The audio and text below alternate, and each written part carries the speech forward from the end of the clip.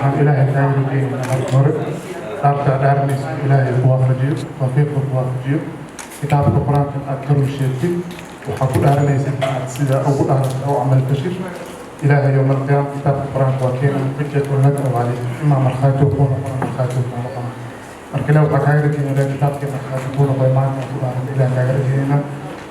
allah kuwaafajiyo gacanta saartada بسم الله الرحمن الرحيم بسم الله الرحمن الرحيم وحائب والله وحائب والله إيقو بالله إيقو بالله إيقو تالله إيقو تالله وأن مقع إلهي وأن مقع إلهي ugu dhaaranaya in aan u guto xilkayga si daacad ah oo ay ku jirto danta dalka iyo diintuba dhowraayana dastuurka iyo shuruucda kale ee u degsan dowlad goboleedka koonfur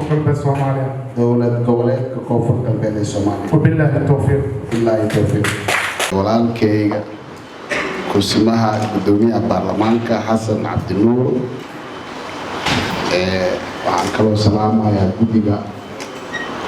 doorashooyinka gudoomiyaha iyo dhammaan xubnaha kale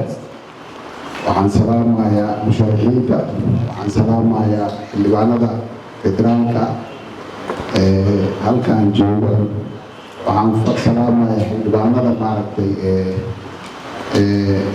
koonfur galbeed iyo odayaasha dhaqanka saxaafadda waxaan runtii maanta aada ugu faraxsanahay inaan maaragtay aan arko wasaaradda caafimaadka ee koonfur galbeed oo runtii isu diyaarisay in maaragtay ka hortagga cudurkan la yidhaahdo coronavirus sidaa ka warqabtiin magacayga waxaa la lahaa Dr. Cali Saciid Faqi waxaan muddo 7 sano ahaa safiirka Soomaaliyeed ee midowga Yurub dad badan ayaa waxay weydiiyeen oo yidhaahdeen war koonfur galbeed maxaa ku geeyey marka horta waxaan rabaa inaan u sheego Soomaalidu dhan waddankan Soomaaliyeed inuu yahay waddan runtii u baahan maanta nin walba meeshuu joogo inuu hooshii la rabay uu ka qabto waddankeennii muddo 30 sano ku dhawaad ayaa burbur ahaa siyaasad ahaan waa qaybsanayn hadda wuxuu ku socdaa dib wanaagsan dowladnimadu ma sahlana waxaan kaloo rabaa inaan maaragtay aan idin sheego darajadiinaysan maaragtay wax weeyaan wax qabadka ayaa ka muhiimsan markaan arkay hamiga siyaasadeed iyo hogaaminta caafimaad ee mudane madaxweynaha koonfur galbeed Cabdicasiis Laftagareen ayaa waxaan go'aansaday inuu runtii uu yahay qof aan isla jaan qaadi karno marka waxaan go'aansaday inaan halkaan imaado aan maaragtay maanta sida aad u jeedaan aan u soo istaago inaan idin weydiiyo maaragtay codkiina inay siisaan inaan ahay musharax gudoomiyaha baarlamaanka labaad ee koonfur galbeed aniga waxbarashadeeda dugsiga hoose iyo dhexe waxaan kusoo qaatay degmada Baraawe dugsiga sare Muqdisho jaamacadda ummadda Soomaaliyeed ayaan ka baxay waxbarashadeeda heerka sarena waxaan ku qaatay Talyaaniga iyo Germany waxaan ka soo shaqeeyay maaragtay Mareykanka oo 2 sano aan ku maqnaa marka runtii maalintii aniga la ii magacaabay inaan noqdo safiirka Soomaaliyeed ee midowga Yurub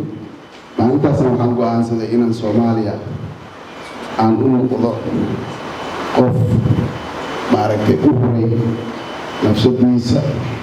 si ummadeeni maaragtay dhibaataysan aan u badbaadin sidaa ka warqabtiin waddankan runtii waa waddan barwaaqa ah aad u barwaaqa ah waddankan wuxuu ka mid yahay 10 waddan adduunka ugu barwaaqaysan maantii ummaddii iska lahaydna inay saan u dhibaataysanaato waa laga fiican yahay. marka waxaan leenahay ummadda Soomaaliyeed meel kastoo joogto inay gartaan in waddankooda uu yahay waddan maaragtay qiimo badan, waddan wax kasta leh, cimiladiisa ay fiican tahay, xeebta ugu dheer Afrika ay leedahay,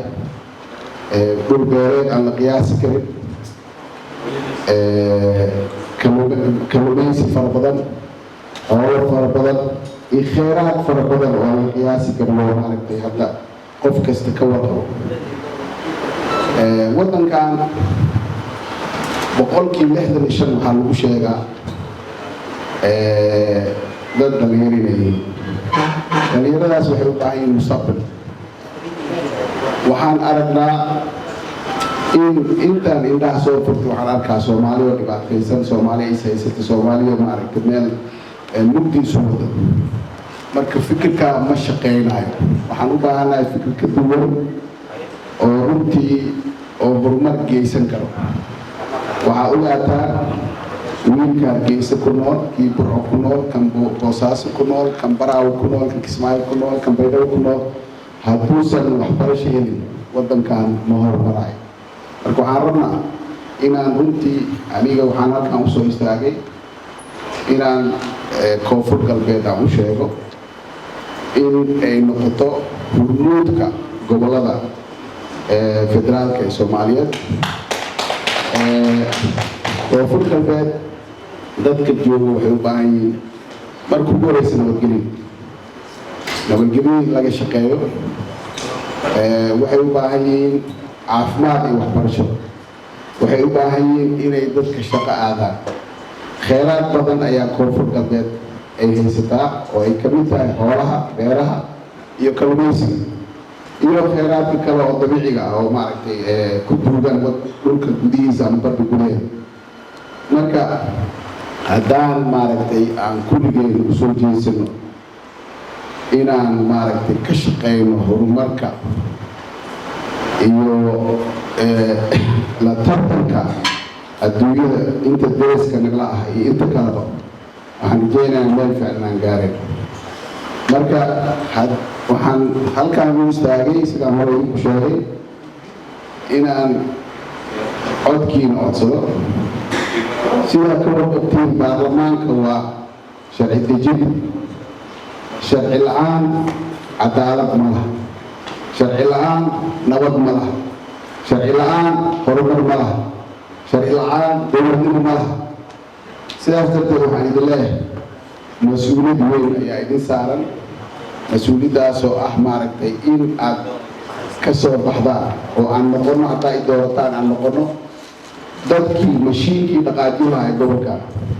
mashiinkii gobolkan horumarin lahay, mashiinkii isu keeni lahay Soomaali meel kasta ay joogto inaan noqono. marka waxaan leeyahay haddii la ii doorto waxaan ballan qaadayaa sida aan ku dhaartay maaragtay haddaayta waad arkaysaan in maaragtay aan ku dhaqmi doono waxay diinta islaamka ogoshahay, wuxuu dastuurka ogol yahay, waxay Soomaaliyada ogoshahay. waxaan kaloo maaragtay aan idin sheegayaa in tayada baarlamaanka, shaqaalaha baarlamaanka, madaxda xildhibaanada baarlamaanka aan kor u qaadi doono. in dastuurka koonfur galbeed meeshuu maraya haddii kastoo aan garanayn aan dhammaystiri doono uu noqon doono dastuur maaragtay waafaqsan dowladda federaalka. in dowladda federaalka si toos ah anigii iyo maaragtay haddii la ii doorto anigii iyo madaxweyne Cabdicasiis aan wada shaqayn doono, taasoo ah mas-uuliyad naga saaran in maaragtay Soomaalida inteeda kale oo inaan maaragtay gaarsino nabad cusub oo ka dhalatay maaragtay koonfur galbeed. marka sidaas darteed waxaan idin leeyahay, waxaan idinka codsanayaa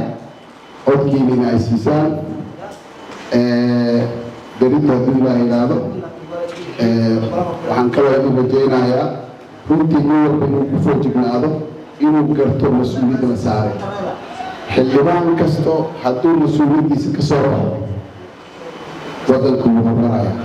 xildhibaanku waa inuu gartaa inuu mas-uul ka yahay dowladda inuu la xisaabto. dowladda la dhisi doono ama tan hadda dhisan waa inaan la xisaabtano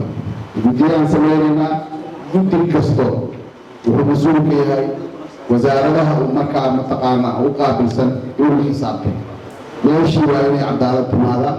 waa in shacbiga ay helaan adeega maaragtay bulshadeed sida caafimaadka waxbarashada iyo horumarinta